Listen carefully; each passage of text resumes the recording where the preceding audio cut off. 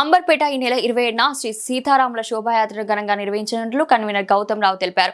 Amberpet MCh ground నుంచి కాజిగూడ వీర సావర్కర్ చౌక వరకు ఈ శోభాయాత్ర కొనసాగుతుందని వెల్లడించారు. ఈ కార్యక్రమంలో కేంద్ర మంత్రి కిషన్ రెడ్డి పాల్గొనున్నారని ఆయన పేర్కొన్నారు. సామూహికంగా యాత్ర నిర్వహించడం ద్వారా ఐకమత్యాన్ని చాటి చెప్పాలని లక్ష్యంగా పెట్టుకున్నట్లు తెలిపారు. మన సంస్కృతి సంప్రదాయాలను భావితరాలకు అందించడం ఎంతో ముఖ్యమని ఆయన అన్నారు. ఈ శోభాయాత్రలో ప్రజలు పెద్ద ఎత్తున పాల్గొని విజయవంతం చేయాలని గౌతమ్ రావు పిలుపునిచ్చారు. మీడియా మిత్రులకు మరియు ఈ యొక్క పత్రికా సమావేశం ఉన్నటువంటి అందరికీ నాకు నమస్కారం. ఈ నెల 27వ తారీఖు నాడు శ్రీరామనవమి సందర్భంగా అంబర్పేట నియోజకవర్గంలో జరగబోయేటువంటి శోభాయాత్ర గురించి మీ ద్వారా ఇక్కడ ఉన్నటువంటి అందరికీ తెలియజేయడం కొరకు మీ ముందు ఈ యొక్క ప్రెస్ కాన్ఫరెన్స్ పెట్టాం. గతంలో కూడా అంబర్పేట గ్రౌండ్ నుంచి కాచిగూడ వీర సావర్కర్ విగ్రహం వరకు కూడా ఈ యొక్క శోభాయాత్ర నిర్వహించడం జరిగింది. యావత్ దేశంలో శ్రీరామనవమి సందర్భంగా చాలా కార్యక్రమాలు జరుగుతాయి. కానీ ఒక ప్రత్యేకమైనటువంటి వాతావరణంలో ఈ యొక్క అంబర్పేటలో నిర్వహించడం జరుగుతుంది. ఆధ్యాత్మికంగా అంబర్పేట గ్రౌండ్ నుంచి కూడా మొదలైనటువంటి శోభాయాత్ర కాచిగూడ వీర సావర్కర్ విగ్రహం వరకు చేరే వరకు మధ్య ఉన్నటువంటి అన్ని బస్తీలకు సంబంధించినటువంటి ఈ అంబర్పేటలో నివసిస్తున్నటువంటి కుటుంబాలన్నీ కూడా ఈ యొక్క శోభాయాత్రలో పాల్గొంటూ ఉన్నారు.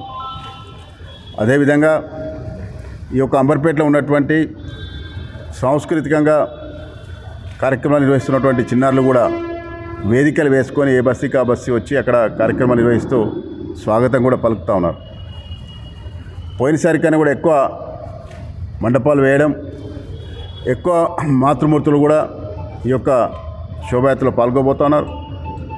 అదేవిధంగా పెద్దలు కిషన్ రెడ్డి గారు కూడా ఈ యొక్క శోభాయాత్రలో పాల్గొంటూ ఉన్నారు. ఈ శోభాయాత్ర రాజకీయాలకు అతీతంగా అంబర్పేటలో ఉన్నటువంటి అన్ని కుటుంబాల యొక్క భాగస్వామ్యంతో ఈ యొక్క శోభాయాత్ర నిర్వహించబడుతుంది.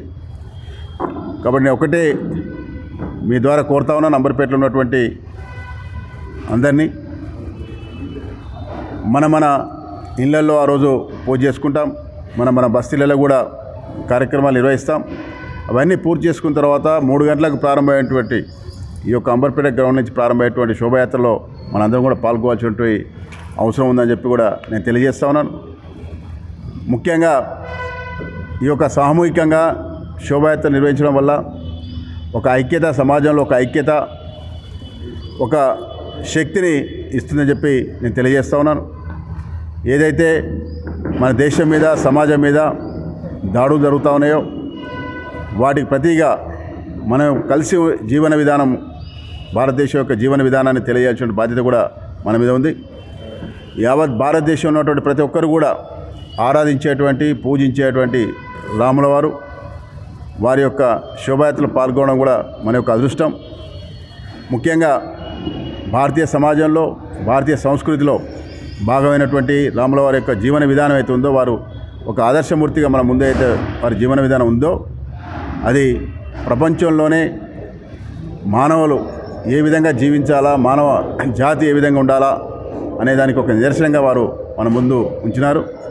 కాబట్టి యావత్ భారతదేశంలో ఉన్నటువంటి ప్రతి ఒక్కరు కూడా అటువంటి కుటుంబ వ్యవస్థ, అటువంటి జీవన విధానం ఉండాలని కోరుకునేటువంటి ప్రతి కుటుంబం కూడా దీంట్లో పాల్గొవాలని చెప్పి, మరియు ముఖ్యంగా ఈ యొక్క భారతదేశంలో ఉన్నటువంటి ఆరాధదైవం అయినటువంటి రాముల వారు మన అంబర్పేటలో నిర్వహిస్తున్న కారణంగా యువత ముఖ్యంగా కూడా ఈ యొక్క కార్యక్రమంలో పాల్గొవాలా.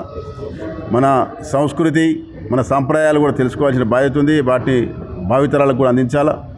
ప్రపంచంలో శాంతి ఉండాలంటే భారతీయ సమాజంలో ఉన్నటువంటి విలువలను మనం కాపాడుకోవాలా. ఆ విలువల ద్వారానే ప్రపంచ శాంతిని మనం నిర్మాణం చేయగలుగుతామని చెప్పి కూడా ఈ సందర్భంగానే తెలియజేస్తా ఉన్నాం.